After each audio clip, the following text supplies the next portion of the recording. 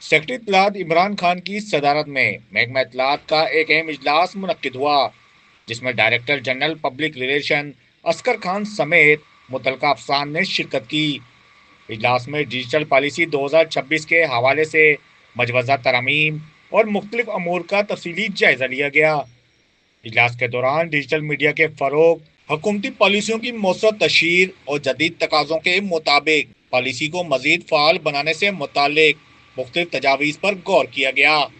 شرکا نے اس بات پر زور دیا کہ ڈیجیٹل پلیٹ فارمز کے مؤثر استعمال سے حکومت اور عوام کے درمیان رابطے کو مزید مضبوط بنایا جا سکتا ہے۔ اس موقع پر سیکرٹری اطلاعات عمران خان اور D G P R Askar Khan نے کہا کہ ڈیجیٹل پالیسی کے نفاذ کا بنیادی مقصد حکومتی پالیسیوں اور اقدامات کو مؤثر اور جدید انداز میں عوام تک پہنچانا ہے۔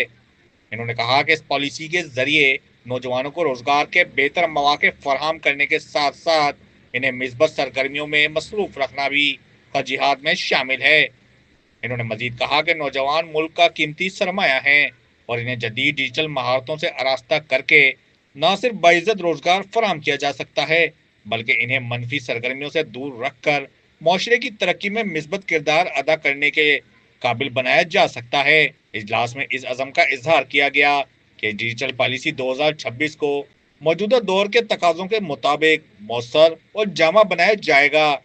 تاکہ حکومت کی کارکردگی، عوامی آگاہی اور نوجوانوں کے لیے مواقع میں خاطر خواہ اضافہ ممکن ہو سکے۔